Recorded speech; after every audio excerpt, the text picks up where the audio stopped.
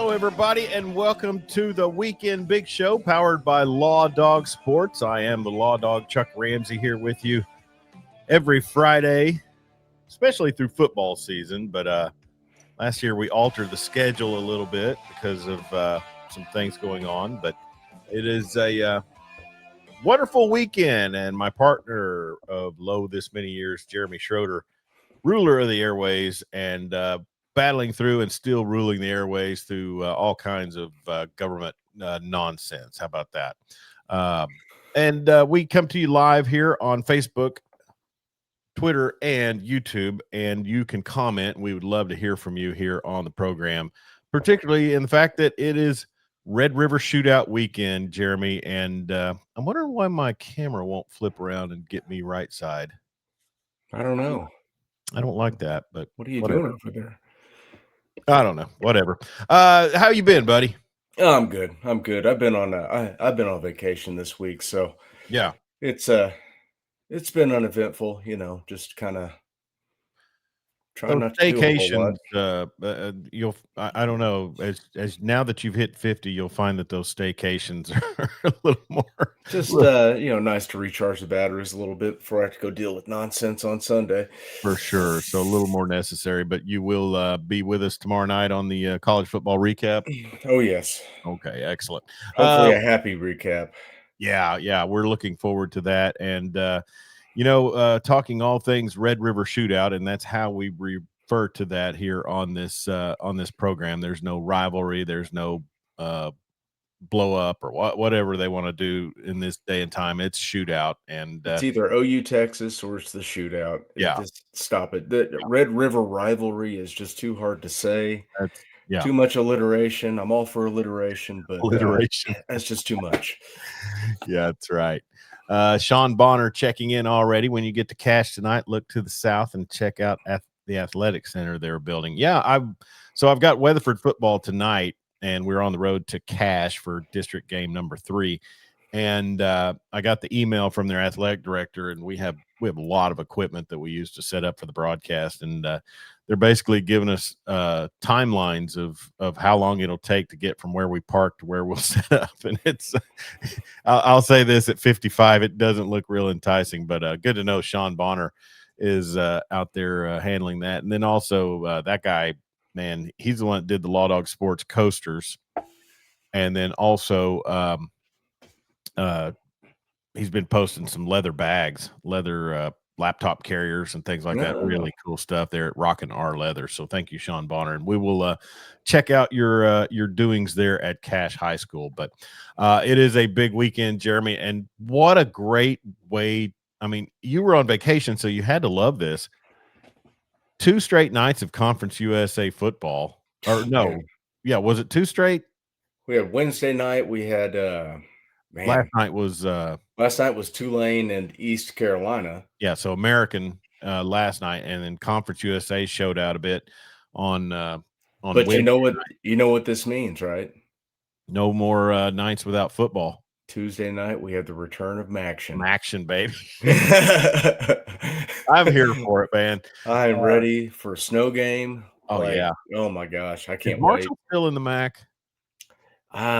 Are they not in the? I thought they were in the American. They might be. But anyways, yeah, the MAC be digging me some Ball State versus Toledo action here before long.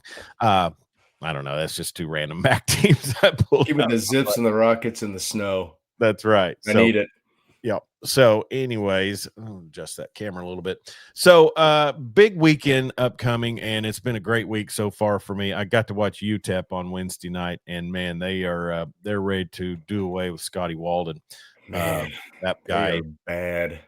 And they've got a good defense, and they've got I mean, I'm telling you, you think some of these Big 12 teams won't be offering some of those receivers and DBs that they got down there in El Paso? You don't think anybody wants that quarterback? Malachi or the other Malachi Nelson? Wow. And to think what the situation would be like right now if he would have kept his commit to Oklahoma.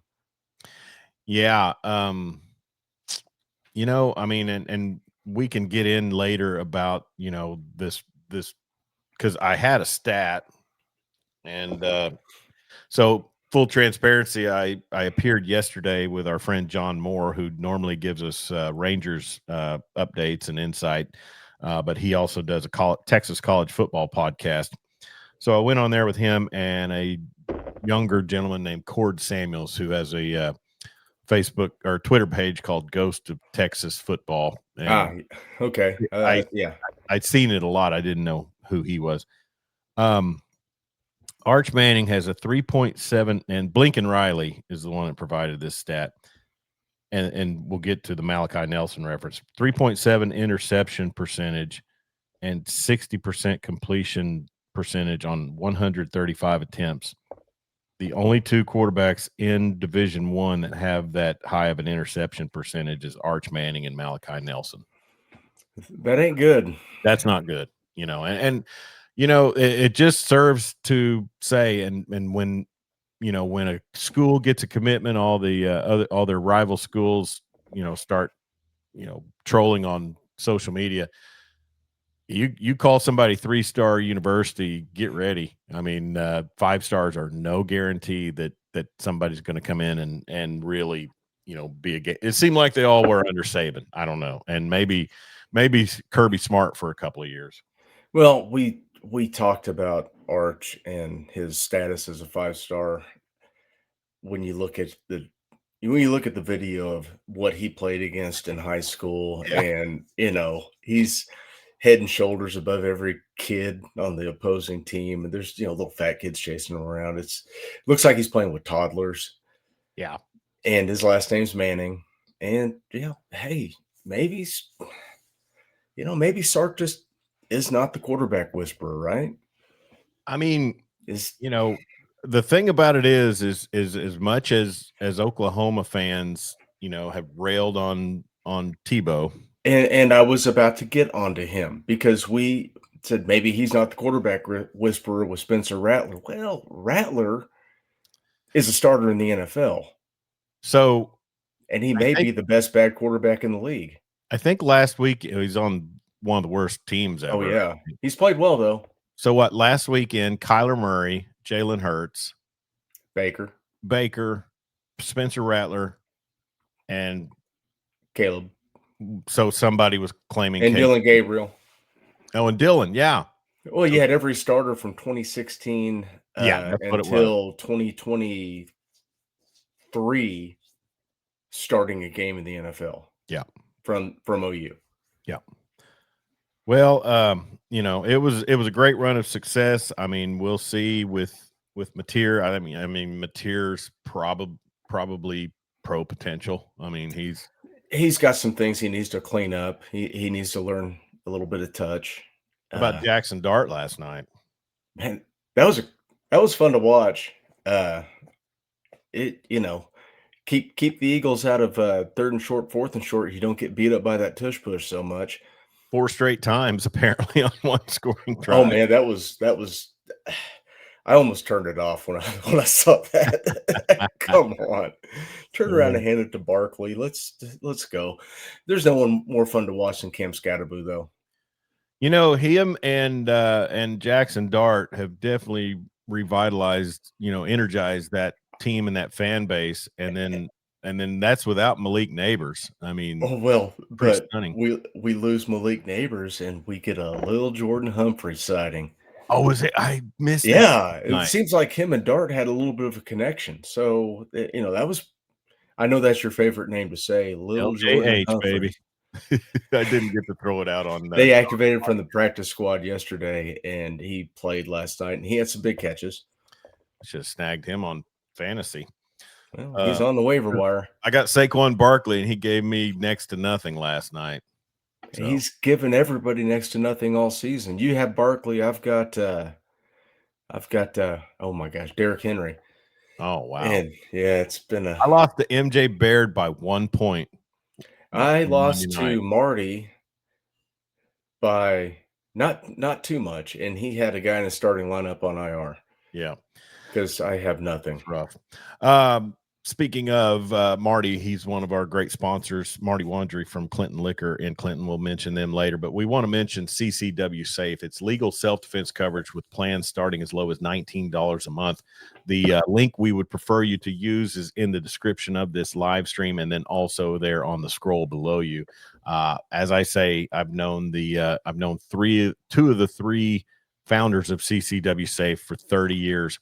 And good dudes, quality guys, and it's a great product. If you are a Second Amendment participant and you want to protect your family, whether it be at home or on the road or somewhere, this is the coverage to have, because if you were to get in an incident and you were in the right, but yet forces were working against you, this would be what you would want to have in your back pocket to counter that. So CCW Safe, legal self-defense coverage, and like I mentioned, plans starting as low as $19 a month, and the link is there. And one thing about it, Jeremy, is they basically have a critical response team that has over 75 years of law enforcement experience and 35 years of self-defense trial experience. So kind of their saying has been there, done that. So you would want these people on your side if you were kind of in a bad situation that you didn't bring upon yourself. So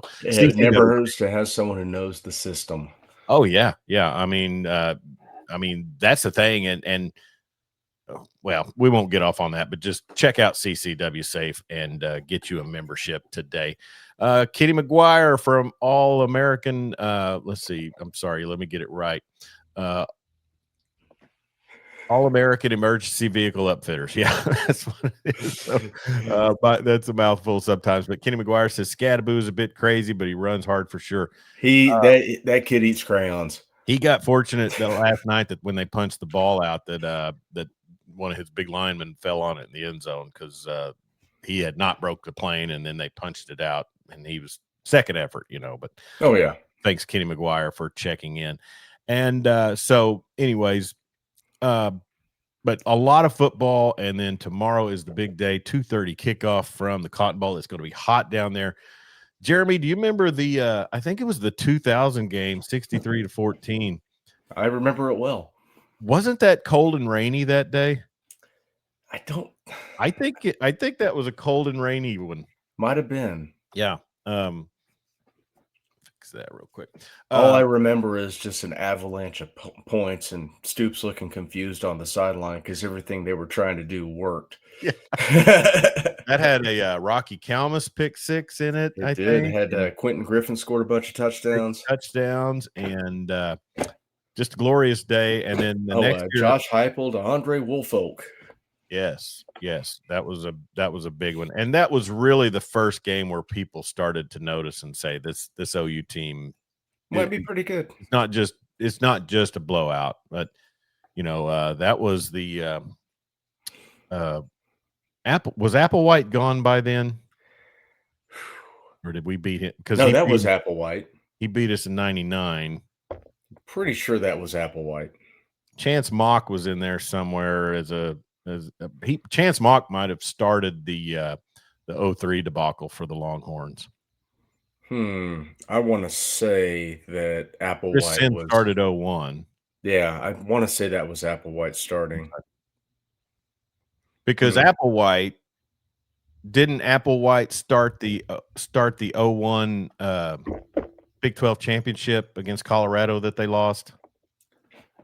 He's doing the finger guns. No, Chrissy Sims started it and he broke his finger, and then they were down big. Yeah, Chris Brown was mowing them down. Yeah. And then that other running back for Colorado, I can't remember his name. Oh man, you're going back 25 years, dude. So anyways, Applewhite would have been the one who sustained the beatdown in 2000, because Sims wasn't. Sims was kind of on the arch plan back then. Yeah. Texas has a history of coddling Nepo baby quarterbacks and then throwing them out there to the wolves. Passing. Okay. Man, this says here that Chris Sims was 11 of 23 in that game with no tutties and a pick. and Applewhite went 9 of 18 with 1 touchdown and a pick. So I would bet Applewhite started and Sims came in relief. Yeah, because Well, Nate Hibble got some burn in that game. Yeah. So you're talking about two programs and a rivalry that really commands a lot of attention, yet you're talking about one program that has not won a national title in 25 years, and the other hasn't won a national title in 20 years. But it's Texas. Oklahoma has been at the cusp, basically, and Texas has been twice. But the move to the SEC, I felt like the rivalry itself had things that you would look at and say, this is our deal when it was Big 12. Yep. Now you're just kind of cast in and you're letting others just kind of dictate that, oh yeah, it's a great rivalry, but it's not Iron Bowl, or that's the thing. These new SEC people don't realize that this series runs in cycles. Yeah. And it traditionally has. I mean, you could start this year and Oklahoma could rip off 6 straight. I mean, the most anybody's ever won was, I think, Texas won 8 straight in the 50s. Yeah. Or not the 50s, because that was maybe the 60s. I believe it was the 60s. Yeah, it was. Darryl Worrell had a run. Yeah. I mean, it's not like one team just, absolutely it's not like the Oklahoma State series, which I'm sorry, that's the only one I can come up with. It's what, 90, 20, and 3 or something. The funny thing about it is you go back to that 2025 series, and really you can go back to 98 when Mac Brown took over in Austin. They won 2 in a row from 98, 99. Then OU reels off a 5 in a row. Yep. And then they had some trouble beating Texas 05, 06. Got them in 07, lost to them in 08, 09. 45-35 neutral field, Chris. 45-35 neutral field. But that's the last 2-game winning streak that I can remember the Horns having in this series. Yeah, but then you have the one-offs where Texas comes in as a dog and has no business being on the field with Oklahoma, and Case McCoy just goes off. Yeah, there has been some slippage for the Sooners. It seems like when Oklahoma has a better team, they typically win, but when OU is not so good and they're not favored, they don't win. Well, and it's so funny because except for 98. Yeah. The Lincoln Riley years, I still remember 96. I still remember that 0 blitz in the end zone on Applewhite and him just hurling it down the field 98 yards, touchdown. Rex Ryan. Oh yeah. Baby. Bring Ante Jones off the edge. Oh yeah. But anyway, looking at the Lincoln Riley years, he took such a beating for his terrible defenses, but it was well into the 2020s that Texas, they didn't find a secondary that would tackle until last year.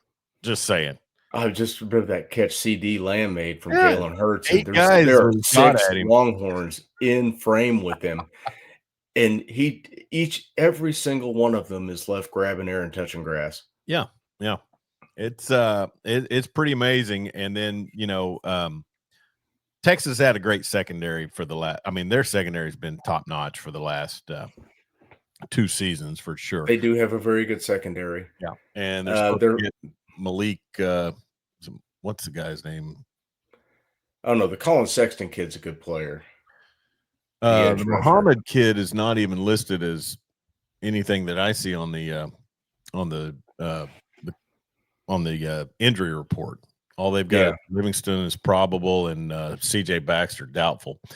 It looks like pretty much everyone you thought would be playing or hoped would be playing. Yeah.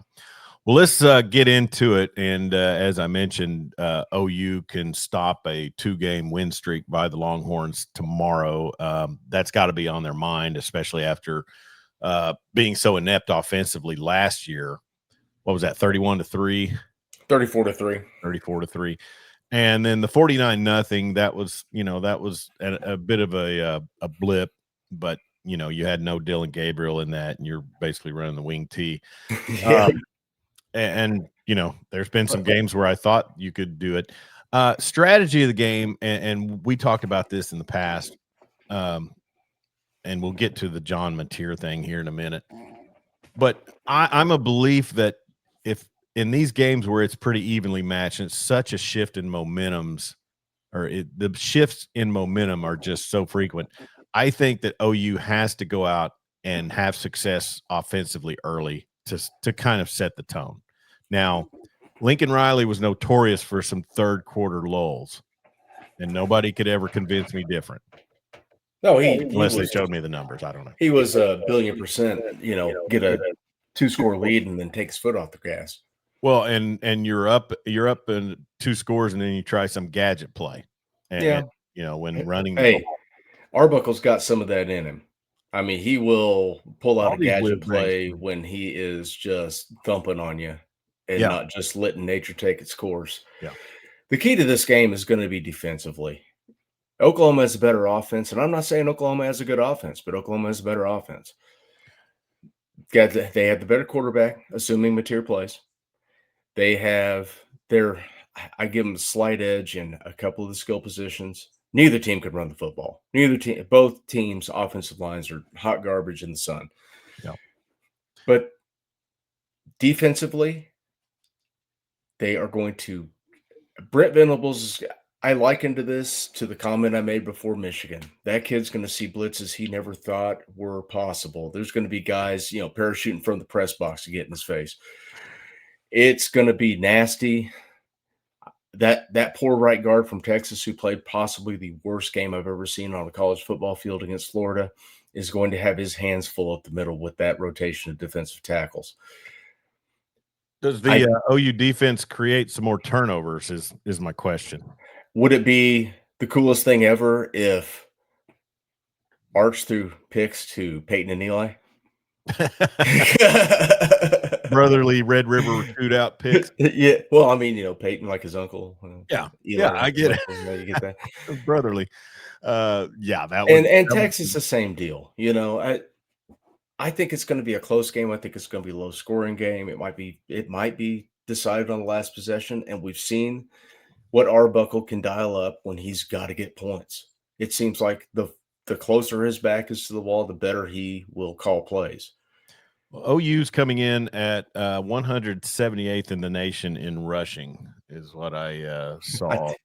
Neither team's going to run. You know what? Take that back.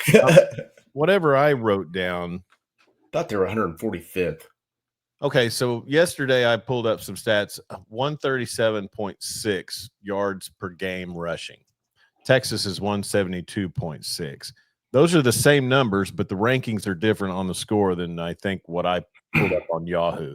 That one has OU at 97th and Texas at 55th. That sounds better. That sounds right. It does sound better. But you also have to look at the level of competition that Oklahoma has played as opposed to Texas. Yeah. Texas built those rushing stats against Sam Houston. Yeah. They, who else did they play? What are the other two? San Jose and UTEP. San Jose and UTEP, because they haven't beat a P4 team yet. But they have gone into hostile P4 environments, and that's where I mean Sark's a whiny baby, but he's not wrong. I mean, you could phrase that response 10 other ways. Bob Stoops would have, even Lincoln Riley would have, but Sark just comes across as whiny. But you go into the voice doesn't match the head. No. The head looks like some puppet somewhere. But you go into the big house and you go into the swamp, and you're going to have issues. Now, I love Saturday night. the social media responses had pictures of Saban, said Billy Napier when he's playing for his job. But no, and then also I'll say this. I don't see either team throwing anybody out like Dallas Wilson played against Texas for Florida. I mean, that kid came in and electrified. I haven't seen anybody for Texas that I would say, I mean, the Wimberly kid, is that his name? What's the receiver's name? The Wingo? No, not Wingo. DeAndre Moore? No, the white kid. Livingston. I don't know what's Wimberly. He's one of those guys, kind of like, who could I compare him to? Drake Stoops. Yeah, a little bit, but he's quite a bit tall. I think he's a true wideout. Shipley. Yeah, a little bit of Shipley. Yeah.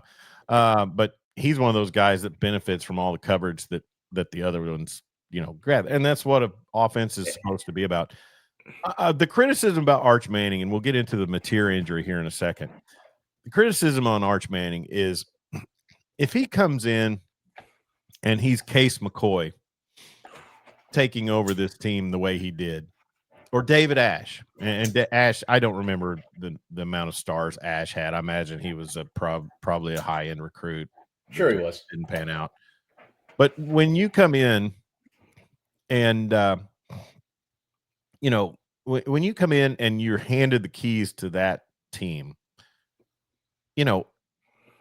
it's the problem with everything to do with Arch Manning is all the hype and all the endorsements and all the constant, Texas is getting more run on everything media than I've ever seen a program get in my life. I mean, freaking Allstate doing a commercial for them, and then Shane Gillis, screw that guy, and his Bud Light and his hook 'em horns, piss off.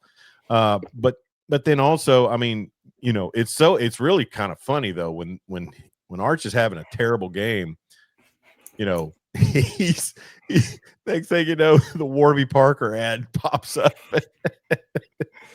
And it's like, it's just such justice for that brand. But I'll say this, and I told the guys on the Texas podcast yesterday, and very, very professional podcast. Nobody was throwing shade, just unintentionally. But one thing I will say about the success that Arch had to make it a one-score game is Napier had gone into prevent mode, and then he's also a terrible game manager. Oh, one of the worst. I mean, there should have been no shot for them to have a chance at doing anything, as far as a comeback if he's any sort of competent coach. No, there shouldn't have been. And that's what gives me so much pause about this game, because DJ Lagway looked like a functional college quarterback in that game against that defense. And nobody would have expected that going into that game. I thought, hey, Florida's defense is going to keep Bennett to it, but Texas probably ultimately has too many horses and they'll end up winning. Yeah. I picked Florida. I thought the spread was too big, and it panned out for me. But, man, I don't get the Arch issues. Well, besides the fact his name's Manning and he's probably a 3-star if his last name is Smith. But he's been in that system for 3 years with the same head coach. And at times he looks like a first-year guy that's just learning the offense. I mean, I'm going to kind of, harken back to one Paul Thompson, who got handed the reins in 2005 and won a been Big on 12 campus for 2 years, I think. Oh, we're talking about the Rhett Bomar thing. Yeah, the 2005 season, because Paul Thompson started that game against TCU. I remember. I was there. Yeah. And I remember Travis Wilson. Oh my gosh! First play of the game, they run a quick play action post route, and Wilson's wide open and just out of his reach. Yeah, probably an entirely different season if he catches. Kind of like Jalen Hurts last night. But no, I mean, so it kind of harkens back to that. You're in the program, you get handed the reins, you've got to run with it, or else you're just going to get passed over. But that's the thing. He's been there 3 years. I mean, it seems like a good kid. He's got a lot of talent. You can tell it's in there, but mechanically something's off. But the problem with Texas is there's no Mike Hawkins sitting behind him. There's no Bo Bentley coming in. They're stuck with this kid for this year and next. I'll say this. I mean, a kid like that, and it's true in life and it's true in sports. The best performers come in and have been tried by fire. Mm-hmm. And that's either one from competing against the best on a regular basis, because you take the same kid and you put him at, Austin Westlake, and he's competing day in, day out against top-notch talent. Or like Travis or any of those. Denton Geyer. Yeah, any big Texas. I should have just said any big Texas. There's like 100 of them. Yeah. I just picked one. Odessa Permian. Well, the Coronado. But anyways, but you're tried by fire, and that old phrase "iron sharpens iron," and it never got proven out more than, I hate to say this, than Nick Saban's at Bama teams from 09 till he left, really. But what I was getting at is these transfer quarterbacks like Mateer, like Diego Pavia. I'll let you be shocked a little more. Sweet baby Diego.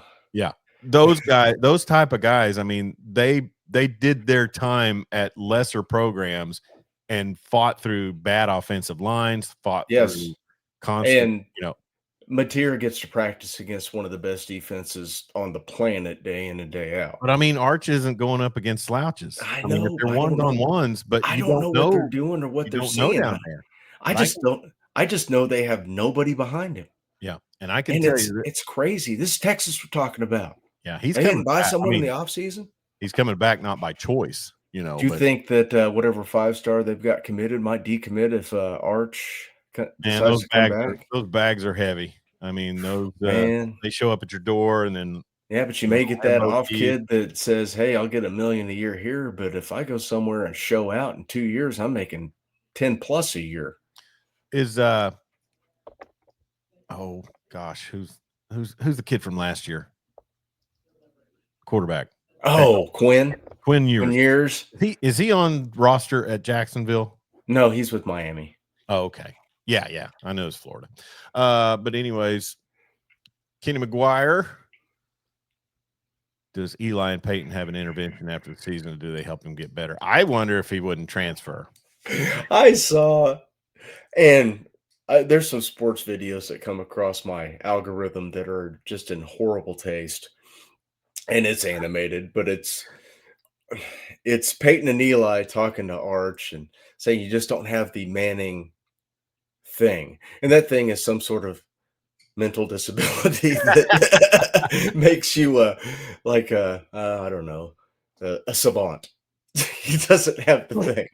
I tell you, Manning Cast has been must-see TV in my house. Peyton Manning is way more funny than he deserves to be. Yeah, I mean, and Eli's got some chops too. It's yeah, very odd. They had Heidi Gardner on Friday or Monday during the Chiefs game, and she's super Chiefs fan, and it was pretty funny. They did something with Eli, and I laughed out loud. But anyways, back on Arch. I mean, I saw the kid fling the ball. He has an arm. It's just his reading of the defenses and stuff has got to get better. His footwork's bad, and if you watch the way he threw the ball as recently as last year, it's different. His release points gotten lower. It's almost like Vince Young took him aside and said, "No, you got to throw it like a shot put." Quarterback coach Vince Young down there. Well, two things about Arch is the trial by fire thing that I was talking about with quarterbacks. I mean, and I'll and we'll probably say the same thing about the Chambliss kid from Ferris State, nearby our good friend Dan Narva at Ole Miss. The guys who have fought and got through obstacles and dealt with units adversity, offensive lines that aren't top notch. I mean, those guys that show out, they've accomplished something. Nepo babies don't accomplish anything. They haven't had to work for it. No, and like you said, the one video I've ever seen of Arch Manning high school days, toddlers chasing him around. Yeah. And so, but having said that, I mean, it is so much more difficult, and I think the difference is you look at it when your offensive line is not performing, your quarterback has to have that instant reaction to improvise or figure something out. And they didn't have it last year with Jackson Arnold. They didn't have it with Michael Hawkins other than a few blips. And I guess really, I mean, the Alabama game last year, I guess the line did enough, They were able to run the football against Bama. A little bit, yeah. So, looking at this situation, I mean, I know Texas has two more heralded pass rushers or least the one kid, the Simmons kid, Colin Simmons and Anthony Colin Simmons, Hill. yes. Colin Simmons, Texas fans still aren't necessarily, think that he's met his potential. Probably this weekend. But, he's going to be able to eat against OU's right tackle. I think it's also Simmons. Well, it is. It'll be Simmons, and then what's the kid? How do you say the name? Nwaya? Weiwu. But on the left side, you would hope that to run the ball, you would give them a strong dose of Ozeta and Fasusi. Bob Stoops is on SEC this morning. Okay. Hey, good sight and everybody knows that. Everybody knows it. We're not reinventing the wheel down here. But anyways, I look at it, and an offensive line and run game is so important, especially to a first time starter. I don't care what he started last year; he was not the starter. Nope. And same thing goes, last year for Michael Hawkins. His big show out game was the Auburn on the road, and they weren't ready for his run game or his speed. Teams, it gave Texas a blueprint for what they were going to face, and they were able to squelch him last year. But they were a lot better defensively. I don't care what anybody says last year. Who was better? Texas. Oh yeah. I mean, they're good this year, but last year they were better. They had a lot of dudes last year. We had a lot of draft picks. Well, I have to give Sean King, my buddy at the gym, credit for this. They went all in for that first year in the SEC. Sure. When they bought that offensive line. Seems like that's the plan. Right. Where are they now? Yeah. Well, I mean, they've lost 2 games, and that offensive line is decimated because all those guys are gone. But they have to, they've got to win this week, and that kind of falls to the whole desperation thing and who comes in. I think you've got the revenge factor on OU's side. They want to make up for last year's debacle, the disrespect. What was the line as of today? Today, Texas is favored again. Yeah. Last night we get the availability list. Yeah. And Mateer's listed as probable. Mm-hmm.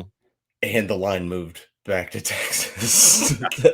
I think I watched a bit of Josh Pate last night, and he actually said that some people at FanDuel told him that the lines have basically been based on Mateer playing all week.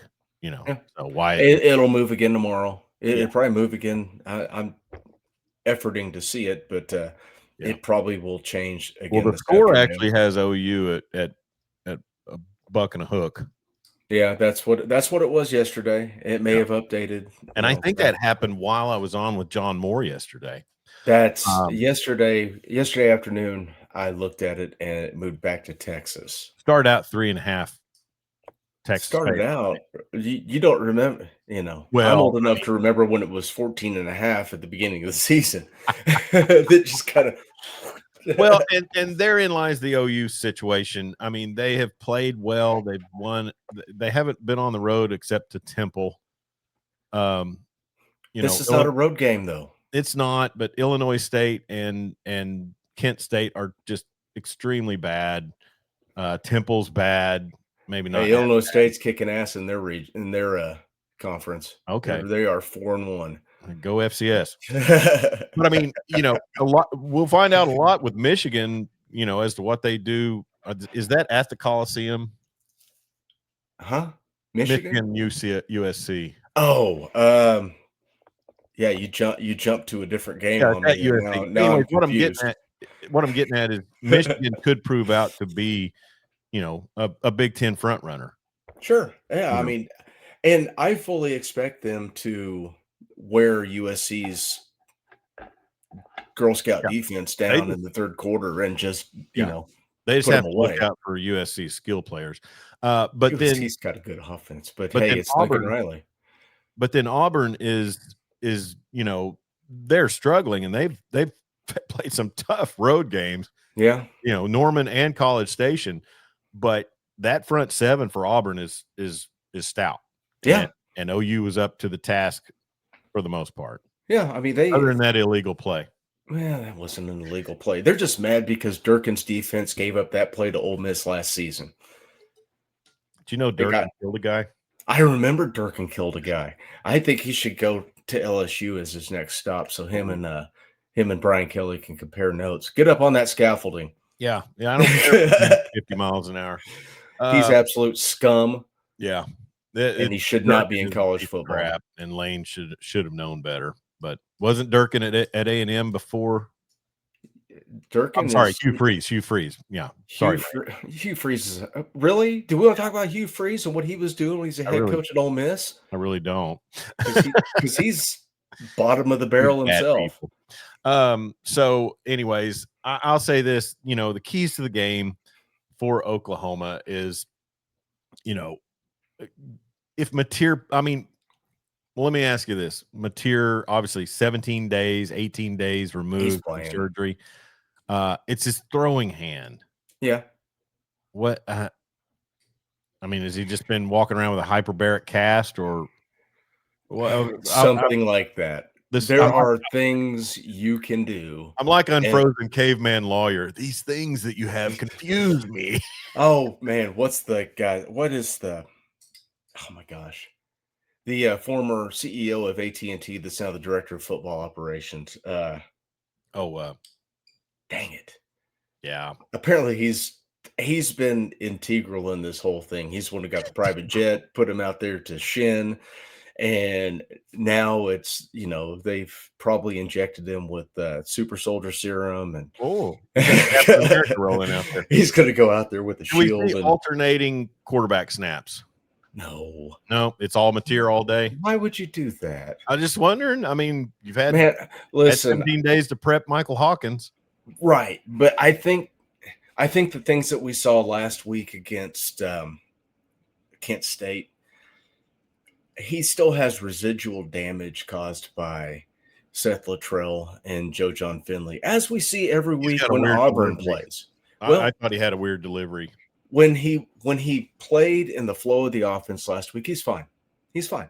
A couple of reads, I need to get the hell out of here. And that should be his game. I know you'd like that. Hey, 1, 2, I'm gone. But then he's like 1, 2, 3. Hey, let me throw this thing like Dan Quisenberry to my tight end who's not even facing me. That little sidearm thing, that was bugging me. But he got to where he's holding the ball a long time. He'd run into sacks. He's got there's damage that's been done by the former offensive staff. And I think it's going to take a little bit longer to get that out of him. It may take some hypnotism. Maybe, he needs to listen to some Mike Leach closet therapy, subliminal messaging to maybe I want it so dark in there he can't see his maybe some Clockwork Orange, pry the eyes open, Yes.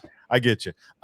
So for OU to have success tomorrow offensively, and it would obviously be with John Mateer, who in the offensive scheme set is would have to have a big game for OU to be able to perform well at a high level offensively. Who do you think? I know you're. I'm going to say two names. Uh-huh. Jaron Kanak. Sure. Get him involved early. Get him involved often. He is your security blanket. Use that man. Line him up at fullback. Swing him out. Spider 2. What is Spider 2 YX banana? Little John Gruden there. Sure. Get that fullback out in the flat. Let him rumble. That's why we have you on the show. And Isaiah Satania, the most electrifying man in college football. Yeah. Get him on the edge. Let him return kicks. Just pray to God he doesn't do anything stupid. He's going to draw high attention. I think Deion Burks needs to have a big game. I want Deion Burks to have a big game. I would like to just see him be steady. But, last week was an outlier because you didn't have Mateer out there. He doesn't have the simpatico with Burks to get him the ball in spots, to have those stud player plays in his back pocket where he can just roll it out there and have that cohesion with him to get him the ball where he needs it. Yeah. Burks, Giovanni Gibson. You forget we got that guy back. He's a big target. Big target. We're going to get his brother back. Wait. Yeah. They're not brothers. Well, I mean, the other Gibson. How about that? Dude, I'm gonna do my Brian Windhorst here. Do you think it's funny that no one's even mentioned Jaden Gibson all season until you just did? It's almost like let's not he's do not that. around. Yeah, and we'll talk about it off the air. Well, sure. So running game wise, I mean, Ott had 11 carries for 49 yards last week. He had a long of what, 17, 12. Yeah. 12. He looked like he got himself into a little bit of a rhythm, was running with more purpose and physicality, which they need from him. Is he someone that could be implemented and used to, offset some of this? He could be the guy catching those swing passes right over the top of the linebackers and taking them to the house. I haven't had any expectation for him since he didn't play, but I could see this week being his coming out party. Is that by design? Well, that's what I've prayed for. It could be. I don't think it's by design. I mean, these guys want to play. All right. I mean, and he's getting paid a lot of good Yankee dollars to be on the field. Prediction. Man, I'm gonna have to look at my Yahoo because I think I had a banger of a score on there. Like this could be the one I sent you a picture of with the told you, like the Michigan game. Okay. Let's see. There it is. Got to look at the Yahoo. I've got Texas 7, Oklahoma 17. That's funny because I think that's what the guy from Ghost of Texas Football, he had it flipped, but he had a super low scoring game. Yeah. You've got OU 17, Texas 7. Yep. And then I'm going to say 24-21. I went pick 'em yesterday on John's podcast. What? I'm just waiting for it. I'm waiting for it every year. Here we go. The arbiter of doom and gloom has returned. OU 24, Texas 21. What? Yep. You're picking OU? Jeez. Yeah. I need to change my pick. I'll just say my money on Texas. I think the defenses will create short fields on both sides. And that's the thing. And we haven't talked about this. Last year, OU had the ball 5 times on the plus side of the 50 due to the defense playing great in that first half. And they just got worn down. Yeah. You don't have to have great offense if your defense is going to give you short fields. You just need to be adequate. But that's I said this earlier in this long ass segment that we've been doing on OU. It's okay, man. Let's stay for OU Texas. We're going to talk more about it tomorrow night after OU wins that game. Right. I'll say this, since Brent took over the head coaching job, even in the blowouts, his defense has come out for a quarter and a half and hung and put them in a position. You just got to get the offensive execution. And this is the one year where this is the second year, because last year I give him a bit of a pass for because he lost his offensive coordinator going into the SEC, hired the wrong guy, and it's history. You have Arbuckle last year, even with Arnold, you probably win 8 or 9 games because your offense is competent and it looks like a college offense should look. You don't throw screen passes and the entire offensive line hits the ground like you're watching 5th grade Pee Wee ball. So, his second year, first year, give him a pass. That roster was decimated. The portal does not work when you're replacing 63 players. It's too hard to build a culture like that. Second year, I think that's more like what we should feel. We feel like we should see. They were good. They had some tough ones at the end, kind of got screwed at Stillwater. It is what it is. Last year, Luttrell was terrible. The quarterbacks were terrible. It's probably a different season, even if Gabriel stays, just because he was a good call. He was a proven commodity at quarterback. This year, Kevin Wilson may be the best hire made in college football because you got a guy. Here's a guy. Now there's a guy that has been a head coach. He won games at Indiana. I mean, we're talking about a guy that knows football. I mean, I loved his offenses when he was at OU. They were fun. They scored 60 points a game. How many games in a row? But he knows how to manage the clock. He screwed himself by not standing up to Stoops and saying, no, we're not putting DeMarco Murray on kickoff return. Oh, wait. Big 12 I know. baby. Yeah, I know. But DeMarco Murray breaks off those Chris Brown runs for 6, just saying. But you've noticed that the game management this year has been night and day better than it has been the last 3 years. And at this point, Brent is the defensive coordinator. He's the head coach, and we all want him to be a head coach because I think Brent's a good dude. I like the way he coaches ball. I love his defenses. But without Kevin Wilson, I think we'd probably lose Michigan. We'd probably lose Auburn because there's a critical mistake made at the end of the game with clock management, and we don't get it done. Well, and you're not wrong. I mean, I would have a really hard time disputing you. And I hope that Kevin Wilson really rubs off on Brent how he needs to manage the clock, how he needs to manage his staff. Learns a lot from him because Wilson was a good head coach. I'll say this. I think we've just evolved to a time in college football where you say, okay, this is how the program is going to be set up. Maybe Gundy should have done about the same thing and hired a guy that has been a head coach just to get in his ear and tell him what he needs to do, and then just go coordinate the offense, sit on the bench with his notepad and draw up plays. Something.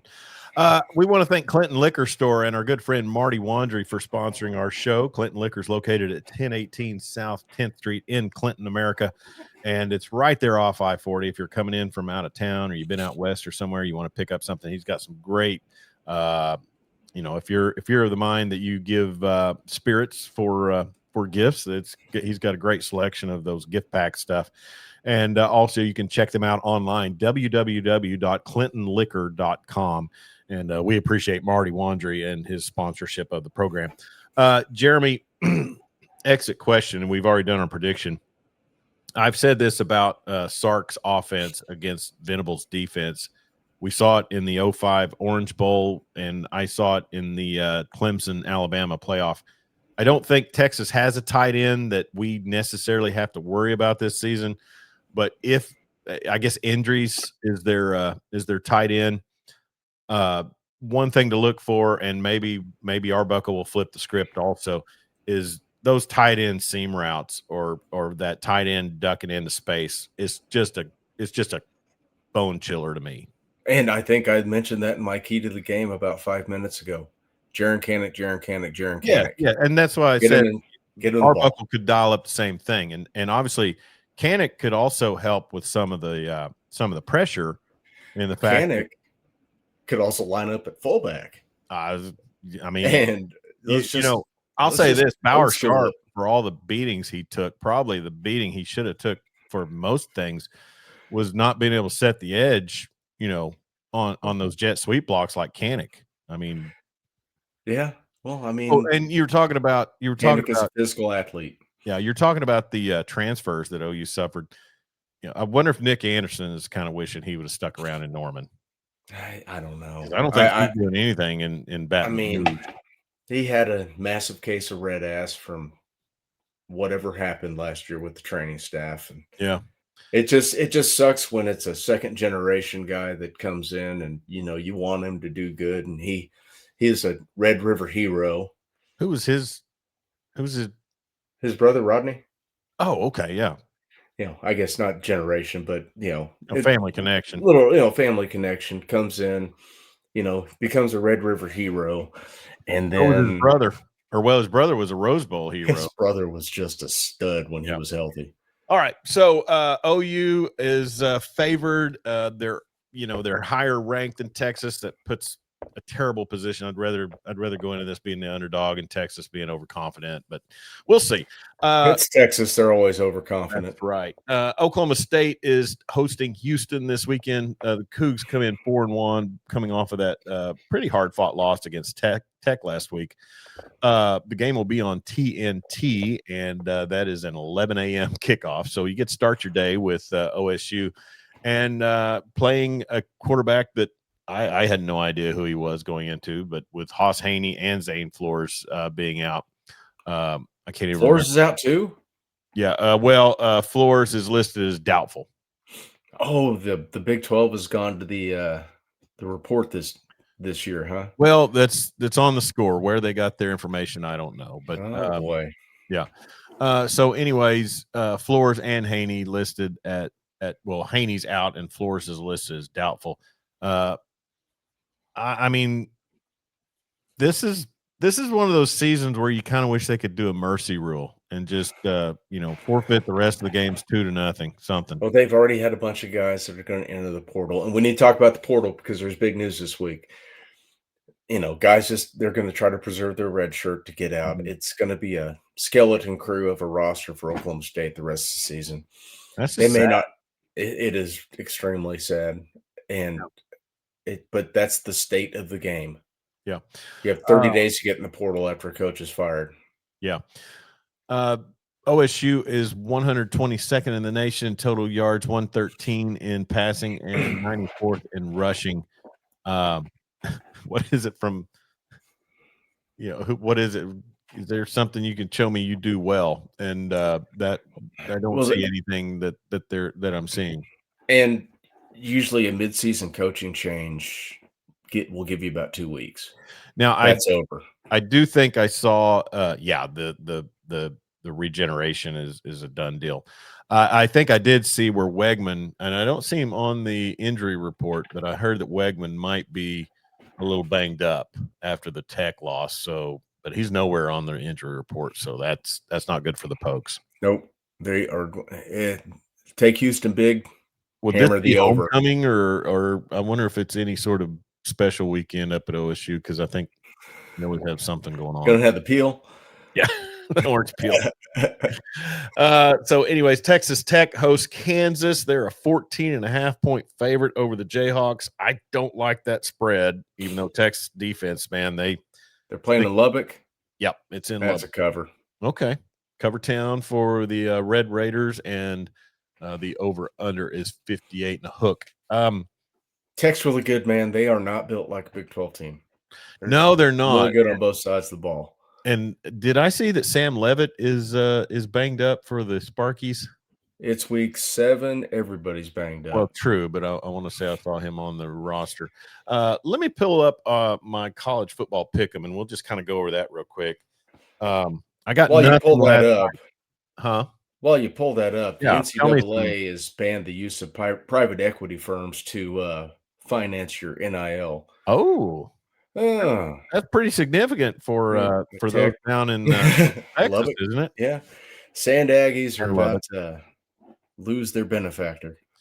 Well, you can't make that many waves so fast and not have the whole establishment just turn on you. Well, and when does quid pro quo come into effect? When it's like, nope, you're not Texas Tech anymore. I want to name the university after me. I want interlocking C's on the helmet. Hey, that guy, he's Red Raider through and through. I mean, yeah. I mean, just call him Matador. And he's El Matador is the nickname that the Spanish language radio call for the Sooners has nicknamed John Mateer. El Matador. El Matador. I'd have to dial in the Spanish broadcast. Yeah, it's pretty awesome. Does your wife sit there and translate it for you as you go? She does not care. Oh, man. They go out and play Pokemon Go while I watch football because they don't want to listen to me talk to the TV. So I had 15 points last week. I'm fourth out of 12 teams in our Lawdog Sports college pick'em. Tonight is 2 games. Tonight, Mean Green of Denton hosts the USF Bulls. South Florida comes in 1.5 favorite. I took the Mean Green. I also took the Mean Green. I don't feel good about it, but they sold out the stadium. Can you imagine the traffic? Oh my God! Can you imagine the traffic? Trying to get through Denton tonight? Yeah, that's a 6:30 kickoff, so a lot of fun there, and might take 281 down to the hill country. head back. Hey, let's put the stadium. Let's put the stadium right on the highway on I-35. I like the Mean Green in that one, I do too. just because, like Scott Van Pelt last week, people get wrecked in Denton. Yeah, I also had 15 points last week. Okay. Okay. Fresno State travels to Colorado State. I like the Bulldogs with the 6.5. Same. Jay Norvell. I just don't. He looked like he had some promise. Did he go from Utah State to Nevada? He was at Nevada. Yeah. Okay. Really is just not impressed as a head coach there with Colorado State. I like Fresno in the 6.5. Pitt Panthers rolling into Tallahassee, 10.5 point dogs. I'm going to take Pitt to cover that. Got Florida State bounce back. Okay. Bama travels to Columbia, the Bill Connolly Bowl, as the Tigers won't. I don't think they'll leave Columbia until next week. How nice for them. But Alabama comes in a 3-point favorite. I've got Bama covering that. See, I've taken Missouri, but I think this is the week that the complacency of being at home, Missouri's going to be stir crazy. Missouri does not come out victorious. Okay, but do they cover Switch the 3? to Bama. Okay. Give me a reason why I should think that OSU could cover that 14.5 against the Cougars. You've been doing hard narcotics all morning. Okay, well, I'll switch to Houston. How about I told you, man, coaching change, 2 weeks. You're going to get all kinds of hard play, guys. There's that new coach bump. There's that's a little over bump this week. Little bump. I mean, we may even get the what was Steely's country song they did on Stillwater in the God, it was in the 90s or 2000s. With the y'all come, we're trying to get people in the stadium. Nobody was going to OSU games. Yeah, I think we used to call it Rust-Oleum Stadium. Yeah, we're about to see a renaissance at Rust-Oleum. Best Steely radio entertainment was the 1998 loss when Eric Moore got railroaded into that sidewall and was actually having a good game. And he did a sketch the next week of his uncle getting pulled over by Stillwater police, and he played the clip from the Porkies where he dashed out the windshield, and then Uncle says, "You Aggie SOBs, Tommy, who was it? Tommy Bowden. Tommy Bowden's going to come back here in 2 years and whoop your ass." All right, Ohio State rolls into Champaign to take on the Bielemas, and they are 14.5 point favorites. I like Ohio State to cover that. Give me Illinois. Okay. I like Illinois to stay within that spread. I think Ohio State will ultimately win that game, but I think that was it who'd they lose? The Indiana game was I think that's an aberration. That was an aberration. I think they're going to cover the 14. I mean, that's a ton of points. Yeah, it is. In Champaign. But I think, I mean, now the hype has gone from Arch Manning to Julian Sayin, or whatever that kid's name is. And Justin then Sayin. And then Bielema's going to wrestle Ryan Day at the 50-yard line. Set up the ring post there at the 50-yard line. Nebraska travels to Maryland. Cornhuskers 6.5 point favorites. I like Maryland to cover that. Fear the turtle. That's right. Turtles. I like turtles. Iowa State travels into Boulder, 3-point favorites. I like Matt Campbell to rebound from that loss last week. I do like Iowa State in that game. I like Kansas State hosting TCU in the Battle of the Purples, and they're 1.5 point dogs at home. I think they find a way to get that done. I don't even know which way to go in this game. Nobody does. That's why it's 1.5. My heart wants to pick Kansas State, but my head says TCU is going to beat them. Yeah. Hey, comments on the line. Max Patton here with us. Definitely appreciate Marty. Yeah. Marty's actually paying for, and you could have been involved in this. Marty's actually sponsoring a Lawdog sports team in the Clinton Public School Foundation scramble coming up on November 1st. Marty couldn't play, but he said, "I'm going to sponsor a team. I want you guys on it." So thank you again, Clinton Liquor and Marty Wandry. And then Dan Narva checking in. I thought you said that was today. No, I said November. Oh. Dan Narva checking in, but apparently he's getting back on the road. We appreciate you very much, Dan. And UNLV hosting Air Force 6.5-point favorites. I got the Rebs. Rebs. And now I'm kind of So doubting it. I don't know. Air Force kind of played up with Navy. Yeah, man. I don't know. Former OU offensive coordinator Dan Mullen's going to get the job done. That's right. So the game day will be in Eugene as Signetti and the Hoosiers head up to take on Cocaine Dan and the Ducks. Good job, Texas. Game day's got to go to freaking Outson, and they should have been at the Red River Shootout. Yeah. Would game day have been there had Texas not lost the Florida game? I think so. I mean, Indiana, they're both undefeated, right? Yeah, I believe so. Yeah, you're probably. They probably would have been there. I got the Ducks covering the 7.5. Although if Texas would have beat Florida, they probably would have been ranked number 1, and we would have got game day. So Wake Forest travels to Oregon State. Nobody cares, but I took the Demon Deacons. OU Texas.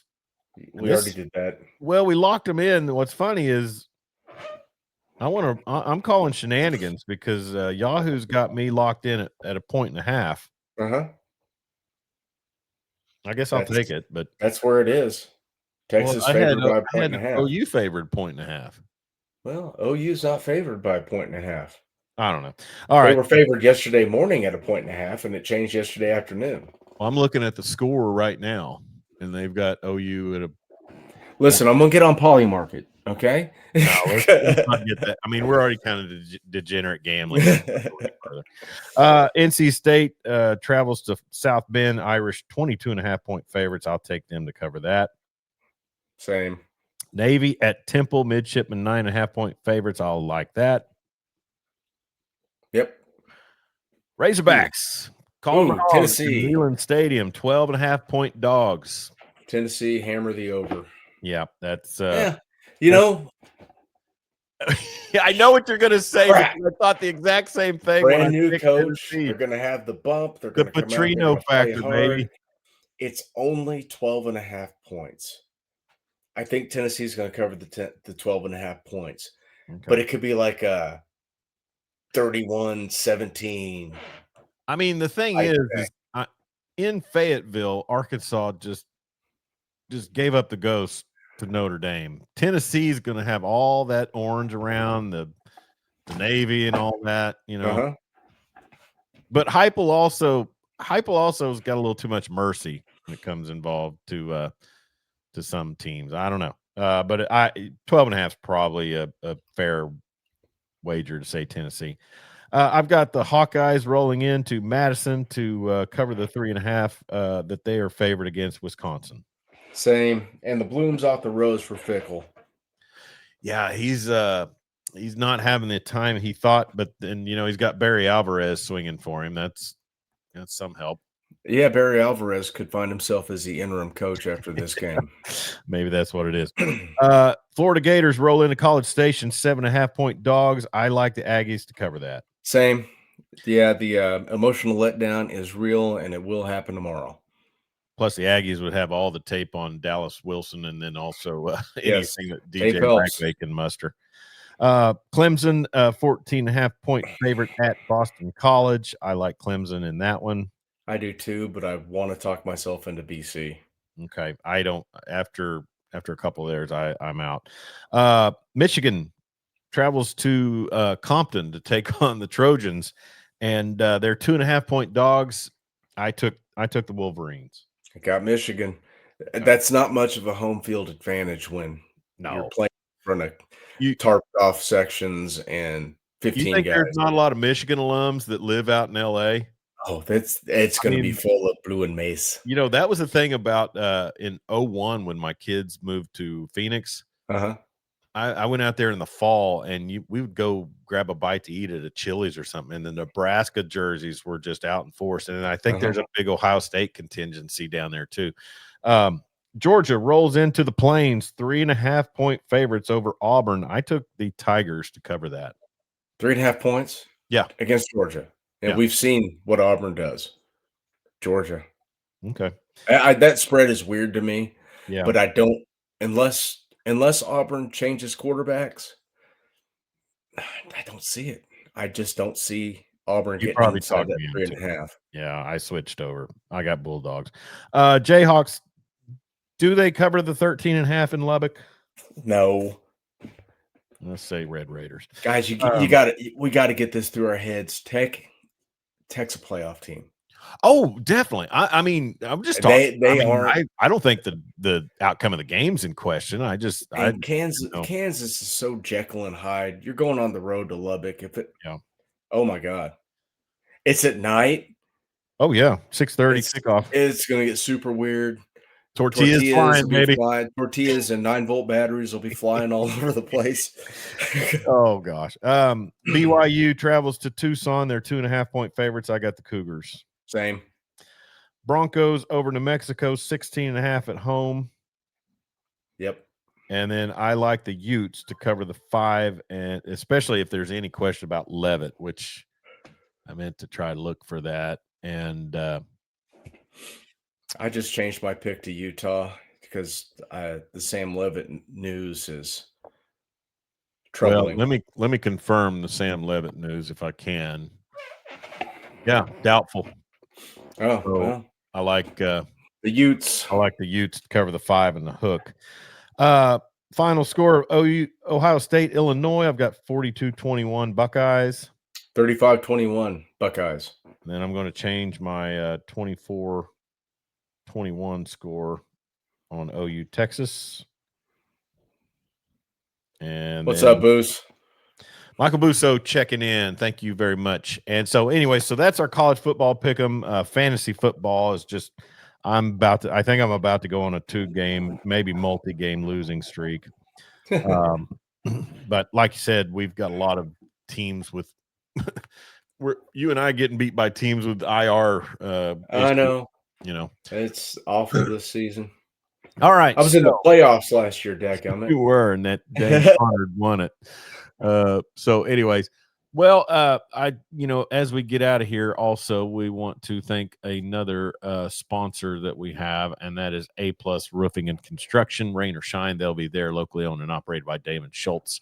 And he is a buddy of mine as well and does a great job and a very trustworthy guy. If you've got roof damage from the spring storms, or basically storm season is year-round here in the 405 and the 580, call Damon Schultz and check out A+ Roofing and Construction, 580-772-7587. You will appreciate the job that Damon does, and we appreciate him. And then also, as we mentioned, Clinton Liquor, and also, Jeremy, as I fit these in here, our good friend Kenny McGuire, who actually checked in a little bit earlier, at All American Emergency Vehicle Upfitters. And what this is, and Kenny's a great guy. Kenny McGuire Insurance here in Thomas, where I'm at, does a great job servicing people, in their coverage. But then now he's got this venture, because he is our volunteer fire chief in T-Town, and Kenny's a great guy, great supporter of the program as well. And so basically, if you are somebody who's involved with public safety, or you have a need that you need to help someone get something going with regards to outfitting a vehicle for public safety, and particularly fire, check out All American Emergency Vehicle Upfitters, and the number is there at the bottom of the scroll. Kenny McGuire is top notch, and I tell you, Jeremy, he's a good follow for me out in Western Oklahoma, so that I know what storms and wildfires are potentially threatening me in my home. So, but it's a great company he's got started up, and I tell you, when I was on the police department, I worked with guys who did that for police public safety and stuff. And I'm sure if Kenny needed, if you needed a town police car or something upfitted, that would be the call to make too. But anyways, we appreciate them and their sponsorship. So, Jeremy, it's going to be a big weekend. Are we locked in for the college football recap show tomorrow night? Absolutely. 9:00. Ooh, sure. Or I mean, the game will be over. Do you want to go sometime just after the game? We could do that. That much recap. or Give me 8 time so I can put it out there. Let's see. Let's do 8 o'clock. 8 o'clock. All right. If that works. That's right. Hey, real quick, apologies on behalf of myself and the program to Billy Gillespie. We took some comfort and some enjoyment out of hearing that he was placed on administrative leave at Tarleton State. But apparently the latest news I've seen is that was a fake anonymous rumor or allegation of something. I don't even know what, but shenanigans going on down in Tarleton, and apparently he was reinstated, put right back on the job. And then also we want to send a super sky point up to Sister Jean of Loyola, Chicago. She passed away in the last day, and I would imagine Porter Moser will be making the jaunt back up. Former Ramblers coach. I think he benefited a lot from Sister Jean when he. He did. So, anyways, and we'll have some basketball talk coming up.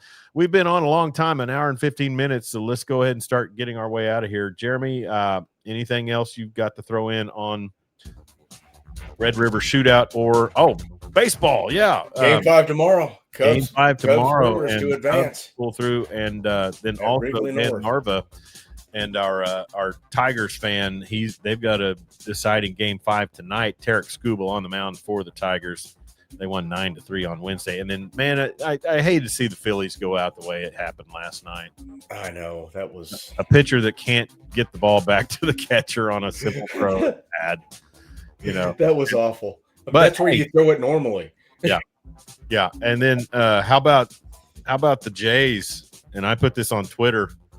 Getty Lee is willing them to the World Series. I'm telling you. Hey, Rush reunited. He did it. Yeah. They did it just for the Blue Jays. Oh, I know. Or not reunited, but decided to go back on. Yeah, Neil Peart's no longer. Have you seen the drummer they've got filling in for Neil? God, tell me it's Danny Carey. No. No. Annika Niles, I think. Okay. Miles or Niles, and I think she's kind of a YouTube sensation, but she's got the chops. And I am mesmerized by all those Drumeo and all the Rick Beato videos with and those two Spanish girls that play rock music. The one sister's the drummer who looks like she's 7, and she's right on beat. Dan Narva says Boomer beat Texas, go Tigers. And then Michael Busso says both Phillies and Eagles. It's a bad day. I think Flyers lost too. It's a terrible day in Philly sports. Yeah, all right, we're out of here. He is Jeremy Schroeder, ruler of the airwaves. Pray for a break in the shutdown for this guy. He needs we need some normalcy, guys. Call your politicians. Say there's a guy on a podcast that's just 2 randoms that needs needs you guys to end this crap. Anyways, but he is the ruler of the airwaves regardless, and always near and dear to our heart. And then also, I am Chuck Ramsey, the Lawdog. Subscribe to our YouTube channel. Please subscribe and share. And also our Facebook and Twitter at Lawdog Sports. Be safe out there. Don't text and drive, and sure don't drink and drive. And we'll talk to you real soon.